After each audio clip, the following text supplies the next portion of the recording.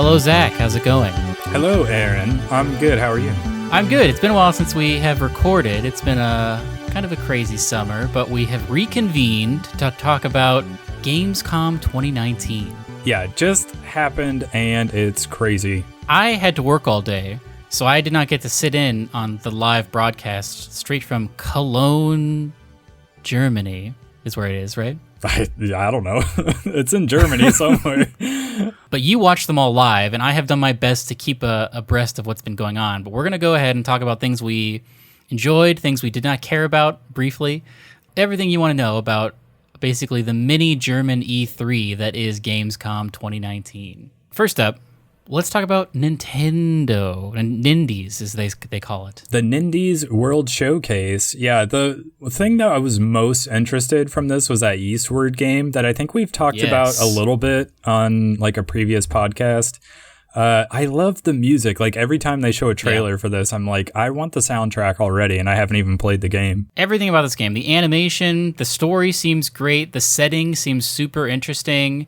It seems super fun to play. There's going to be little puzzle mechanics since you're two characters. Like, this seems like an ideal game, and not just an ideal Switch game, but an ideal game to play in general. Yeah, it seems like an awesome game, and definitely one that I will pick up on Switch, specifically Switch. But is it coming to Steam or anywhere else, or is it a Switch exclusive? I think it is on Steam. I think it's coming to Steam. I can do a real quick check. You know what? I watched this trailer and I don't remember. Did they announce a release date finally? I don't know that they did.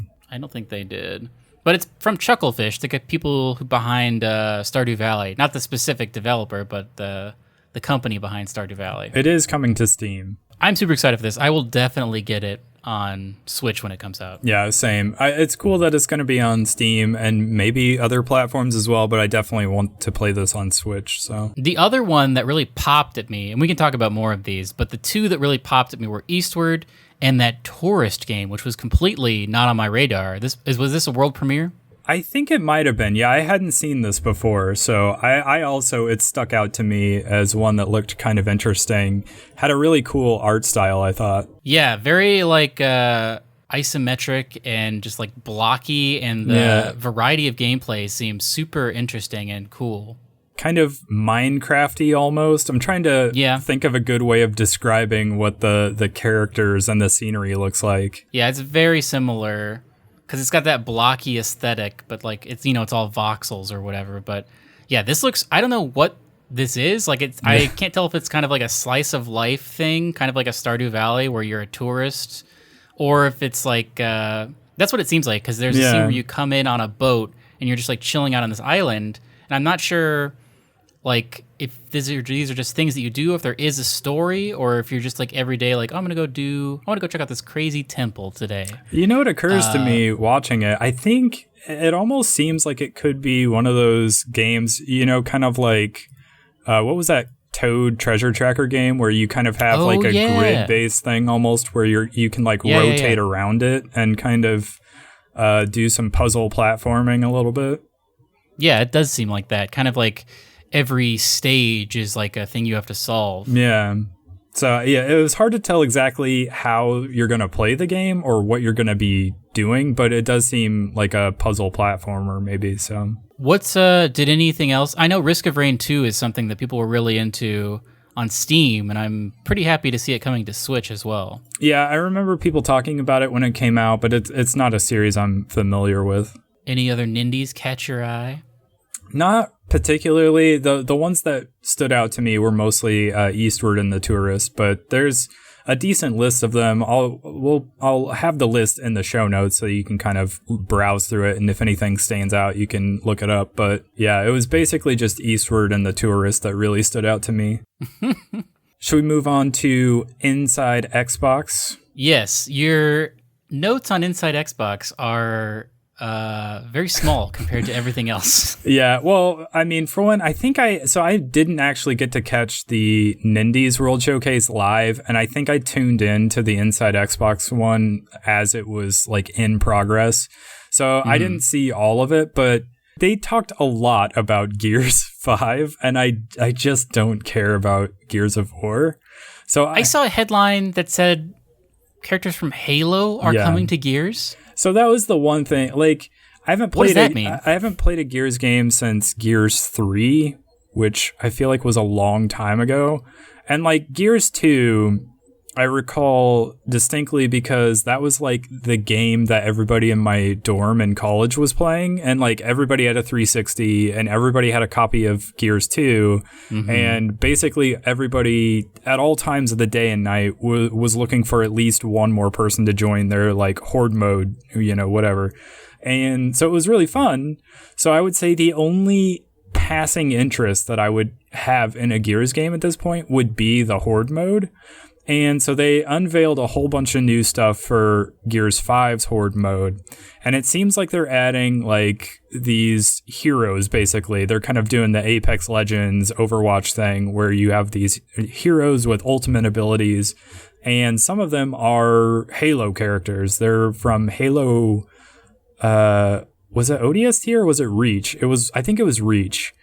They talked about heroes that they brought the voice actors, the original voice actors that did the characters for that game. They brought them back to reprise their roles specifically for this Horde mode, which I guess is kind of interesting. But yeah, I don't know. I don't really have any interest in the story of a Gears game. So like all the cinematic trailers that they've been showing have just been like, ugh, can we move on? But this seemed kind of cool. I still don't think it's enough to make me want to pick up the game, but it seems like the biggest upgrade to Horde mode in a while. I guess I don't recall Gears 4 at all, but they did. So I guess there's new controllers coming out in the fall, and then they talked about Metro Exodus 2 kernels. What is that? So that is a DLC that is coming today as this video or podcast is being released. And it looked like, I don't know about you, but Metro Exodus, just the graphics look insane to me every time I see that game. Yeah. I don't know much about the DLC. I didn't play the game. But yeah, apparently it was sort of a surprise thing where they're like, hey, check out this DLC. Also, it's coming tomorrow. And everybody kind of went crazy about it a little bit, but I like that. Yeah, I always love it when they can show you something and be like, oh, by the way, also, this is available now. And then they did a segment on Destiny 2 Shadowkeep. Is that correct? Yeah, they were specifically talking about the finishing moves. Or at least that was the thing that stood out to me. I mean, they talked about New Light and how it's coming to Steam and all of that, and how excited they are to have like an influx of new players who are going to experience it because the game is also free.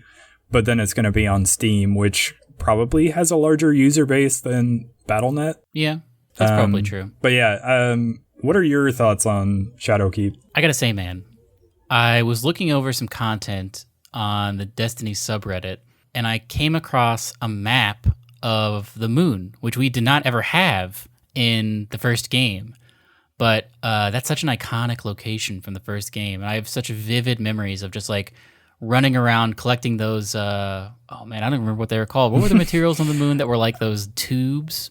Yeah, I was gonna say I have distinct like memories of running around the moon as well, but I cannot recall off the top of my head the name of the resource from that planet. Regardless, I got super excited looking at that map because it seems like it's going to be super faithful, and I would just do that loop. I mean, Destiny 2, I feel like they put a lot of effort into making all the environments new and unique, but I don't really have any nostalgia or like emotional connection to them. Whereas like the Cosmodrome, the moon, Mars, I went to those places so much and like was doing loops around them, collecting things and grinding, that going back to the moon is just going to like, I'm super jazzed for it, I have to say. Yeah, it's true. For whatever reason, you don't really feel like you need to visit all the planets and like really explore them all that much in Destiny 2. So when I think back on like all the planets, the moon in particular is one that like I can remember the route specifically just because I ran around and like drove around on my Sparrow on the moon so much. I know the enemy spawns of the moon, like on the back of my hand, you know? Yeah, well, and you kind of had to, especially like during the House of Wolves DLC when the wolves were prowling, so you got used to that. Yeah, I don't know. I think it'll be cool to revisit the moon. I don't know much about where the story is going. They did say the Vex are coming back. Because I think another part of the announcement, I don't think it was part of Inside Xbox. This might have been during one of the other conferences, but they talked about the what do they call it? Season of the Undying, which is coming October 1st, which is also when Shadowkeep and First Light, New Light, whatever it's called, releases. And so that's going to bring, I don't know what the story of it's going to be, but the Vex, they acted like the Vex are coming back. And I'm like, well, the Vex are already here in the game if you want to go fight them. But if you'll recall, now I'm trying to think about it. I think that each location in Destiny 1 only had 2 enemy factions on it. Maybe I'm wrong about that. But the Vex were never on the moon previous to this, I don't think. Because Mars had, what are the big Cabal aliens called? Yeah, they had Cabal and Vex. And Moon had Fallen and Hive. Hive. And then Earth had Hive and Fallen. Did Earth have Vex? I don't think it did. Yeah, I don't think it did. Well, no, I don't think it did.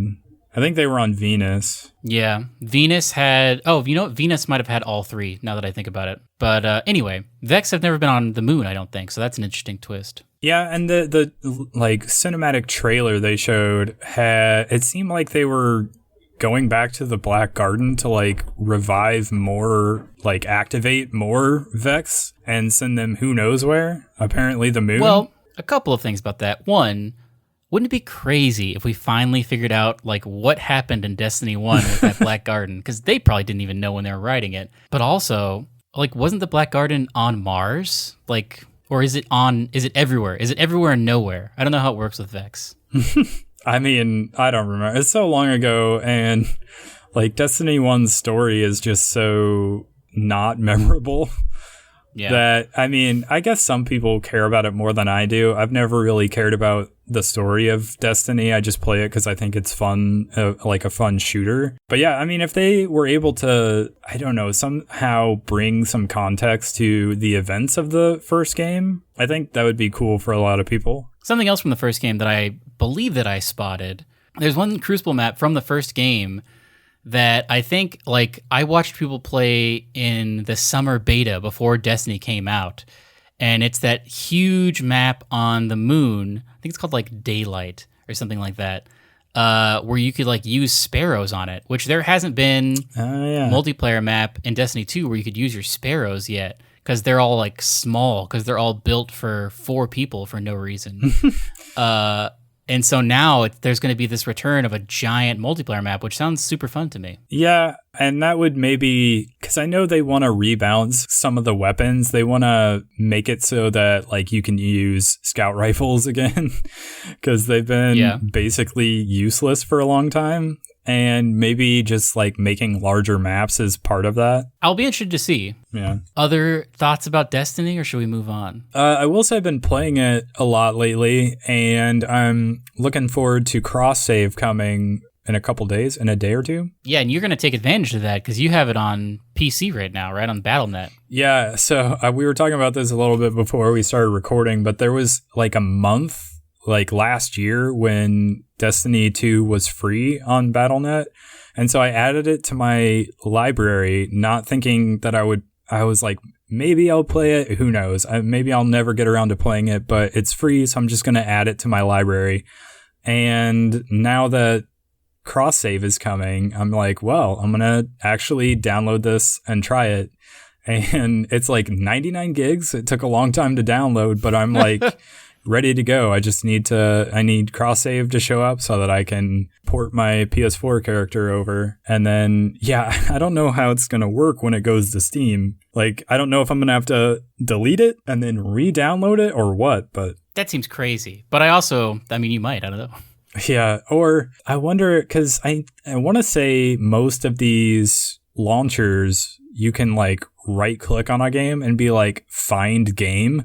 I wonder if I could do that and then just like go to the file where Destiny 2 is in Battle.net and just like see if it can open, but maybe it can't. That's a good question. I don't know. They might have like some tutorial on how to do it. Because there's like a whole, if you go to like bungie.net/cross-save or something like that, there's a whole portal for showing people how to do it and like giving you updates about it.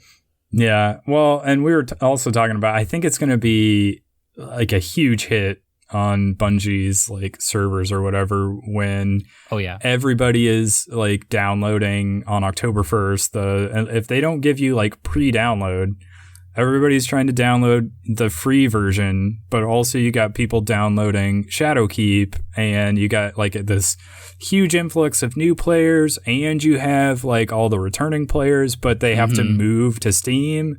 Like, it's going to be like, it wouldn't surprise me if you could not play Destiny 2 on October 1st. Yeah, that's likely, I think. Man, that's only 2 weeks away. Wait a minute. October 1st is a Sunday. Is it? Yeah.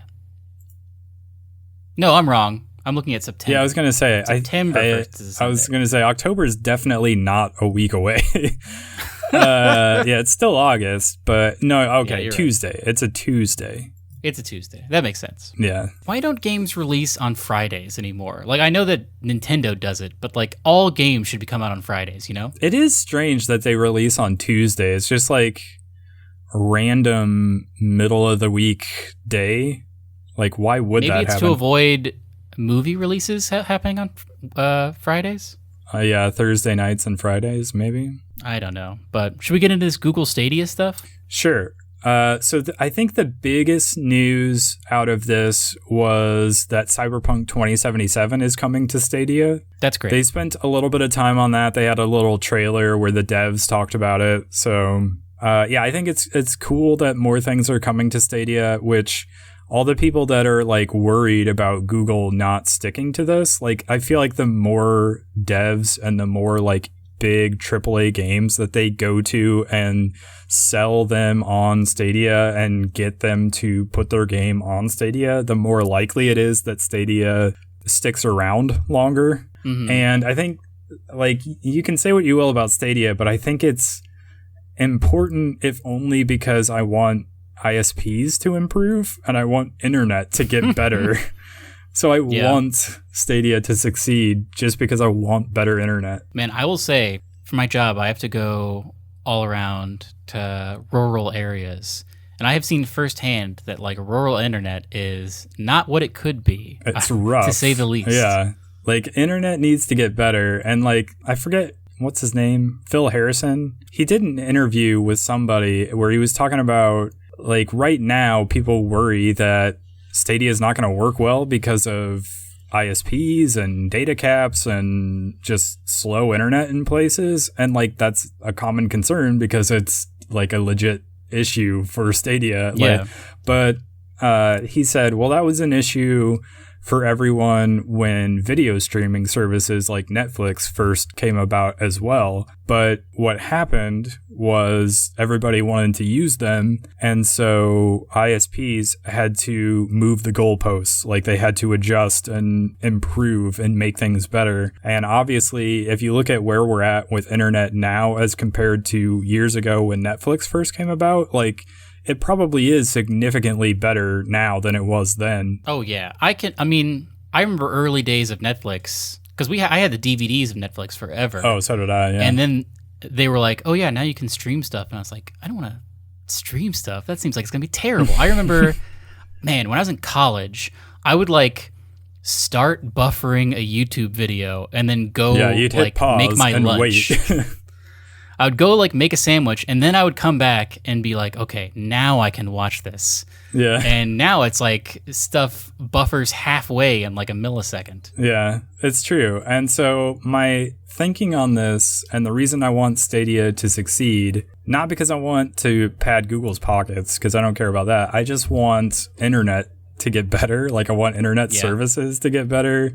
I want it to get faster, and like, I'm sure 5G rollout will be a part of that, but I just want better internet even for like rural locations, because like, I always have terrible internet here, like where I am. And so that's crazy because you're basically in a small city. I mean, it's a small city, but like internet is just so inconsistent here that I want it to improve. And I feel like if game streaming services come about and you have that situation where ISPs have to again move the goalposts and improve things, that can only benefit everyone. So even if you don't play games, I feel like you should want Stadia to succeed. And for like other services like xCloud and whatever else there are, you should want those to succeed. And for whatever reason right now, if you go on Twitter and see any comment about Stadia or streaming services in general, it's just a lot of people like,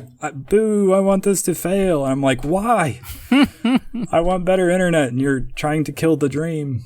But whatever. Were there any other standouts besides Cyberpunk 2077 that you were excited to see? I know that Doom Eternal's a big one. Oh, did they announced Elder Scrolls Online. Was that new? I don't remember if they showed that ESO was going to be on it or not. I want to say they did. So I want to say you might be right. ESO was already there. I don't know if it's interesting to people, but they did say Orcs Must Die 3 is going to be exclusive to Stadia. So I guess that's one thing. And they also showed Watchdogs Legion coming to Stadia, which I don't think we knew before. That's a good get. Yeah, so that's a pretty good get between Cyberpunk and Watchdogs, and I guess Borderlands 3 as well. I don't know if that was mentioned before. Those are 3 pretty good gets because those are pretty popular games, or they will be. They didn't say anything or show anything about what's it called? Baldur's Gate. Yes, that game. Yeah, they didn't show anything else about that, even though we know it's coming. But would have been nice to have seen a little something, I guess. But they may not be in a situation where they're ready to show anything yet. But yeah. Well, before we talk about opening night, I wanted to put this in real quick. NVIDIA did a thing, I think in conjunction with Gamescom, where they announced that RTX Minecraft is officially going to be a thing. There's been, I think it was like 2 months ago, maybe more than that. This guy created, this like amateur guy who has a Patreon, created this shader pack / mod where it kind of like faked RTX in Minecraft. And if you just Google RTX Minecraft, a bunch of videos will come up of people just showing like what you can do currently to Minecraft, and it's beautiful. It looks crazy. But now it's official, and it's going to come to Minecraft later. Or actually, I don't think they said when it's going to come. But you should take a look at the video. Actually, if you YouTube RTX Minecraft, this will probably be the first thing that comes up. But it makes the game look insane. And as someone who has been playing a lot of Minecraft lately, I have to say, I am pretty pumped for this. And I might actually finally upgrade my graphics card. Have you been playing it to recently? Play Minecraft? I have. I started a new world. I'm playing on 14.4, I think, is the most current version. I got that Optifine, so it looks super nice. I downloaded a shader pack that fakes RTX, but I turned it way down because my computer is not super new. I'm just looking at the video now. I'll have the video in the show notes, but yeah, this is looking crazy. They've added so much. It's crazy to come back to Minecraft. I stopped, years ago, and I just started playing mod packs. I've talked about this. But vanilla Minecraft now, there are a ton of things I was unaware of. And it's been fun to kind of revisit it. Me and my girlfriend have started a little world, and we've been building a little, right next to a village. We have a little home with like a farm and stuff. It's good stuff. It's good to chill out after a hard day at work. And this seems like it's going to be a super fun way to play. Well, not to plug one of the series I just started doing for our YouTube channel, where we talk about whether you should be playing a game or not, or like whether it's worth trying out a game. I feel like we should do a video on Minecraft. Man, I would love to do that. I love talking about and watching Minecraft. Which I don't know a lot about because I've never played Minecraft. So it would be almost a dual series if we put out a video on Minecraft, because it could be both a should you be playing and a blind spotting. So that sounds great to me. And we definitely should do that. Be looking forward to that. So. Anyway, let's get into Gamescom Opening Night Live. Opening Night Live. This is something I wanted to watch live, but then when I got home, I looked at the YouTube thing and it was like, this is 2 hours and 7 minutes. And I was like, man, I don't have time to watch this.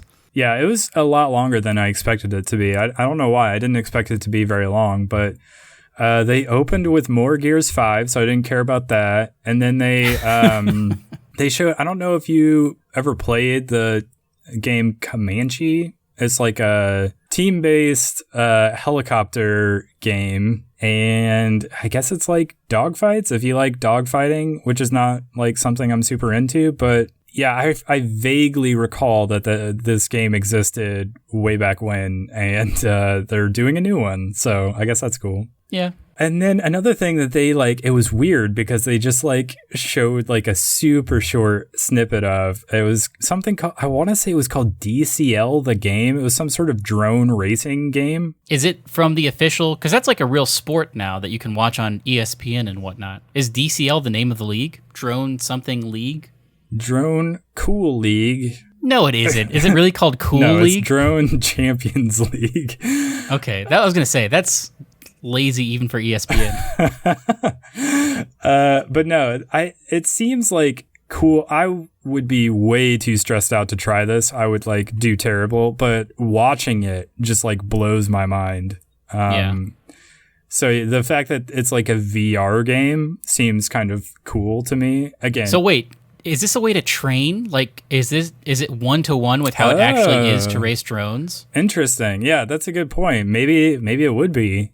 I don't know what it require you to have a control, a drone controller. I'm sure somebody's rigged complex. up a drone so that they could just use an Xbox controller. Yeah, that's a good point. Somebody somewhere has done that. So anyway, yeah, they didn't spend very long on it. It was very brief. And then they moved on to Need for Speed Heat. What is your take on this? Because I feel like it was last week or the week before, it was the number one thing on trending videos on YouTube, and it was Need for Speed Heat, and it showed, I think, zero gameplay, and I could not. It seemed like a kind of a going back to the streets type thing. Yeah. There's going to be a story mode. It seems like what it seemed like. Yeah, it did seem like they were going back to, what was that Need for Speed Underground game that was very Fast and Furious inspired.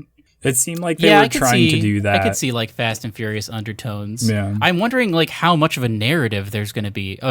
It's basically a racing game, so how much could there be, It's is it going to be, this is what I don't want it to be, race cutscene. I feel like that would be Didn't they do a game that was supposed to be very story and character driven a couple of years ago? Maybe this is the new Need for Speed where they have these story driven games, and I don't know. I'm not interested in that. They had a movie. Do you remember that with Aaron Paul? I do remember that, man. And it had Michael Keaton as was he the bad guy? What? Am I making that up? I don't know. That sounds crazy though.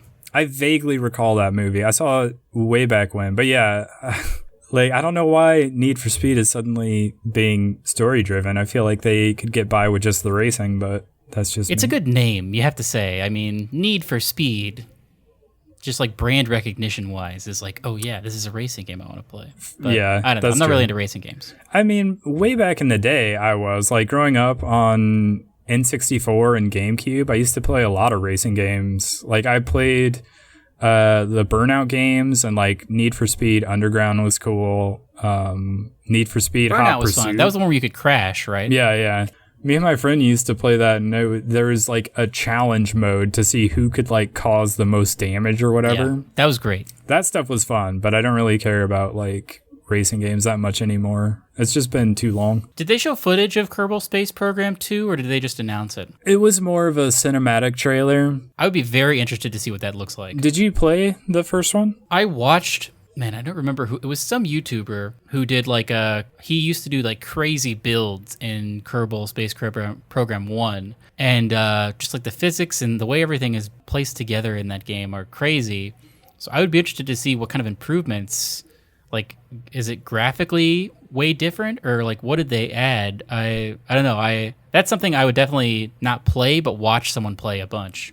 This Predator game, though, this is another thing. I clicked through a couple of the trailers from Gamescom because I didn't watch the whole thing, but this Predator thing, I'm a little interested in. I like Predator as a game.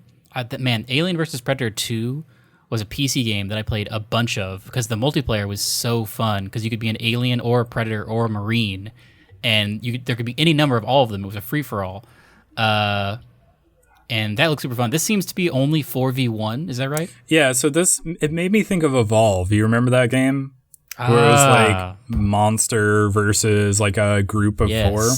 But like that didn't really work. It was like really hot on Twitch for like a week and then it just disappeared after that. It was fun to watch. Like I didn't really want to be like, I don't know. I find the idea of like 4v1 kind of intimidating. Like I don't want to be the one guy. But watching it was a lot of fun. I would definitely watch somebody who's like super good as like the Predator play this game. Yeah, that would be fun. It seemed like it was only on PS4. That was not clear to me. Like it was during the opening night live where they have like games for every console and PC, and most of them were specifically saying at the end, you know, PS4, Xbox One, PC, Switch. And then this one had like, you know, the Sony sound that happens at the beginning and like the blue with the logo at the very end. So I was like, is this an exclusive? I'm not sure. But anyway, it's supposed to be coming next year and it looked kind of good. I don't know. I'd be interested to see more of this game. Yeah, I would check this out. Let's skip down unless there's something else in here that was interesting to you. No, nothing. Oh, I will point out this Disintegration game. Oh, I watched this. Yeah, I watched the cinematic for this. Which didn't they say that it was by a co-creator of Halo? Yeah, co-creator of Halo, which was interesting to me. And you're basically on this grav cycle is what he called it. You're like a grav cycle pilot. Are you only on that cycle? It didn't show any other, like when I first saw the trailer, I was like, oh, this is like a 4-person co-op game. But then I was like, wait a minute, it's only ever showing one person's perspective. Are you just up high watching everyone else do everything? No, so they said it was a first-person shooter with real-time strategy elements. So I think what you were seeing was like the forces that you can command down on the ground while you're like flying around in this grav cycle. And so somehow or another, you're going to be like shooting at enemies, but also like commanding your little minions or forces to go around and like attack from different angles or something like that. But you're always on that grav cycle up high. I believe so. At least that's what it looked like from the trailer. And they did say there was going to be like a full campaign and multiplayer. So I don't know. It could be interesting if the co-creator of Halo is somebody you want to follow and see what games they have up their sleeve. Keep an eye on that one. Yeah.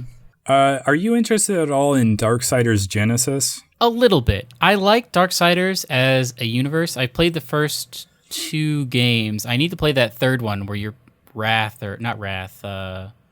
Is it Wrath? First one is War. Then you play as Death. What's the other 2 horsemen? Wrath? It's not Wrath, is it? I don't know. Pestilence is...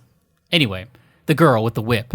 That's one I want to play. I'll probably get it when it's like $20 because I am not super invested in that series, but I do enjoy it. The first one was basically Zelda with like a crazy art style. And then the second one became more of like a God of War clone. And the third one, I think, is kind of like a Dark Souls clone, which is less interesting to me.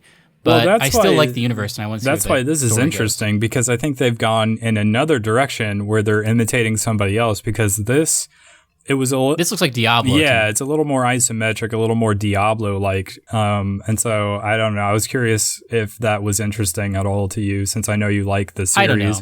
This is another one where I would watch it. I mainly just want to get the story beats of it, because I like the third-person gameplay of the first 2, and probably the third one. And I don't love Diablo as a kind of game, I have to say. Yeah. I know that's sacrilege to say, but I don't know.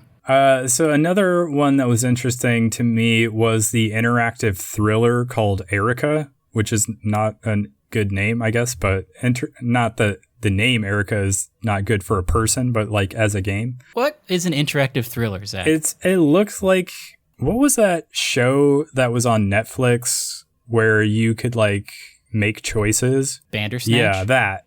They were like, they themselves made comparisons to that. They're like, is this going to be another one of those? And they're like, it's more interactive than Bandersnatch, but the idea is very much the same, I want to say, where like, where you have... Wait a minute, is this an FMV? Yes. So like, what's a good example?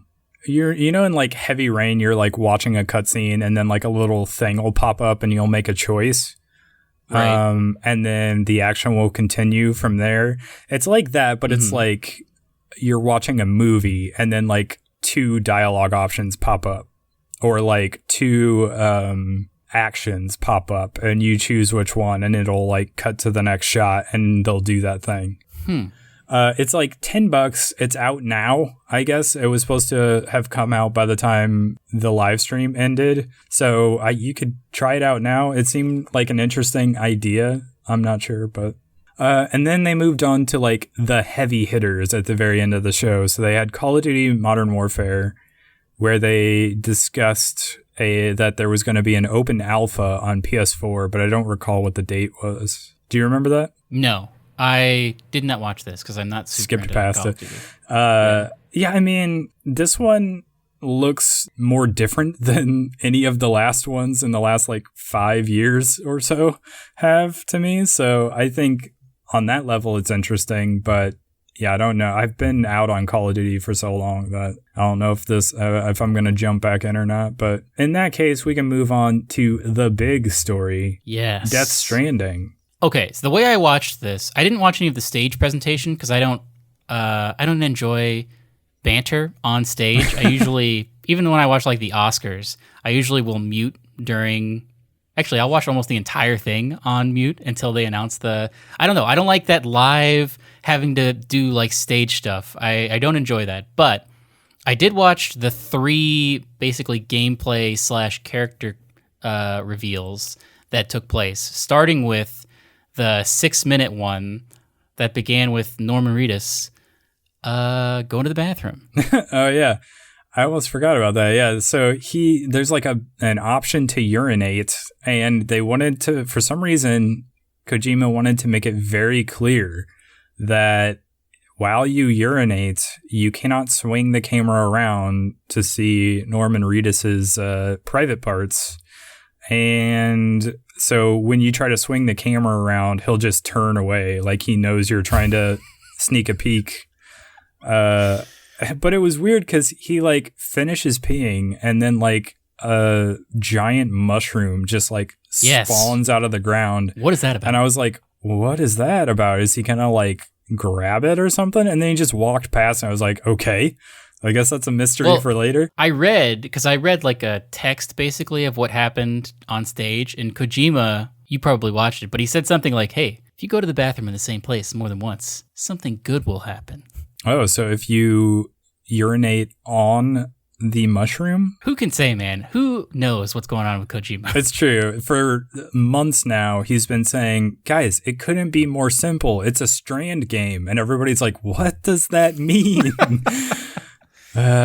So, big reveal. Jeff Keighley is in this game for some reason. Yeah. He said he was going to show some new characters. There was 3 different little trailers that he had brought with him, and one of them was Jeff Keighley is in this game. Yeah, what a weird thing. I guess it makes sense. They're like best buds now, so why wouldn't he be in the game? And then like, man, it was so crazy because I still don't know what this game is. And it's a Strand game. Come on. I mean, you're right about that. I have to agree. But he's walking around and then he finds like a bunker, and then he deposits something in the bunker, and Jeff Keighley's like a hologram in there, and like stuff goes crazy when he deposits it. There's a cool animation. And then he leaves the bunker, and that hologram Jeff Keighley is like, hey man, thanks. And he just like jumps around and waves at him all happy. And then he like falls off a cliff. And the baby starts to cry. And then you can do like a thing where you grab the baby and then you shake your controller kind of to rock the baby to calm it down. Well, you don't want to shake it because that would freak the baby out. So you have to like kind of rock your controller gently the way you would using the gyros in the PS4 controller. Yeah. But man, I still have no idea what this game is. Yeah, it's not really getting any more clear to me. They said it was an open world action game, and they said that you're kind of like retaking areas or like connecting them to each other. So maybe you're just like going to a city or some sort of settlement to be like, this is mine now. Let me set up a like comms relay or something, and we can get people out here. When you deposit your thing or whatever in the gameplay, it did for a second zoom out and show a map of the like United States, and you kind of like popped up as like there's like a straight line going from basically like kind of where New York is, and it seems like it's going westward, and he popped one up and it seemed like he was in the middle of America. So maybe it's like you just have to walk west for the entire game until all of America is connected. I'm not really sure. Maybe it's like the Journey West. What is the historical figures that did that? Is the baby the monkey? No, not that Journey to the West. I was talking about Lewis and somebody? Clark. Lewis and Clark, yeah. Clark, I think. Clark. I think you're right. It was Lois and Clark. Adventures Westward with a monkey. It could be that. It could be something like that. I think it was interesting also that they showed this idea of like the other side, and you had this character. One of the other characters they introduced was called Mama, who had given birth to a baby on the other side, like, and the baby is stuck there somehow, and she had crossed over, but they were like still connected by umbilical cord, and so it's kind of like the Upside Down in Stranger Things. Yeah. So I'm curious how all of that works. When is this game coming out? It's coming out in like February, right? Oh, gosh. Or no, it's coming out in November. Is it coming out this year? I cannot wait to play this game because I have no idea. November 8th. Man, Is that right? That's like a couple of months. I don't know. Like, it's crazy that we've seen so much footage of this game, and I still have no idea what it is. It's true. And like I said, every time somebody asks me, like, I still don't know what this game is about, he's like, guys, it's a Strand game. And everybody's still like, I still don't know what that means. I want an in-depth interview with him. I don't know. I have not like scoured the internet for one. I'm sure one exists, but I would love to for someone to just ask him a bunch of straightforward, like, what does this mean? Why is it this way? And for him to answer, but I don't know if we'll ever get that. Yeah, well, and I'm sure he would give you even more cryptic things that just don't make any sense to you. But yeah, I'm interested in it. I want to see what the game's all about, but I'm super confused. And my fear is that once you're done playing the game, you will still not know what it was about and what you did or what happened. Because I feel like most of the people who've played the Metal Gear games couldn't tell you what those games are about. Well, Metal Gear Solid 2 has an insane ending that could have a lot of interpretations. Metal Gear Solid 1 has a pretty straightforward ending, but I don't know, man. I mean, I think he is like a creative genius. Like, who's come up with this stuff at all? Like, it's crazy, but a lot of it is so out there that it doesn't necessarily make sense, maybe. I'm into it. I'm going to buy this. I'm going to pre-order this. I'm going to pre-download this on my PS4. I mean, I will too, for sure. But yeah, I'm worried that it's not going to be more clear for me by the time the game is over.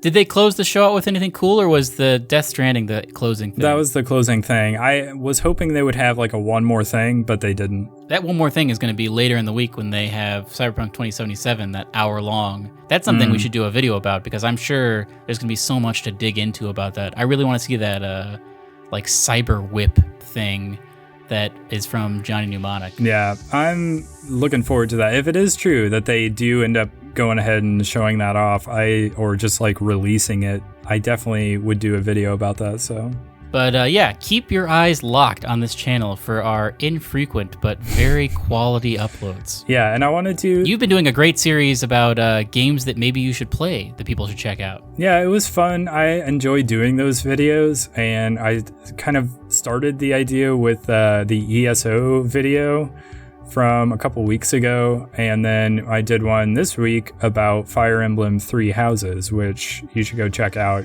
I really enjoy that game, so... The Elder Scrolls one made me want to play Elder Scrolls Online, which I thought I would never want to do. Well, I feel like part of it is because like you see a trailer, like a cinematic trailer in particular for a game, and you just don't, like, it doesn't give you enough of an impression of what the game is to really, so like it's not enough to get you to want to play the game. So like if you see something a little bit more in depth that really like digs into what the game is and how it's played and what some of it looks like, then maybe you get a sense of whether it's worth playing or not. And so that was kind of the idea behind the series. And so I want to keep doing more videos like that, especially if there's a game that comes out that I've been playing and enjoying. And I feel like more people might enjoy it if they just knew what it was. So anyway, I would do more of those videos, so keep an eye out for those. And yeah, I guess we'll catch you on the next one. Goodbye. Goodbye.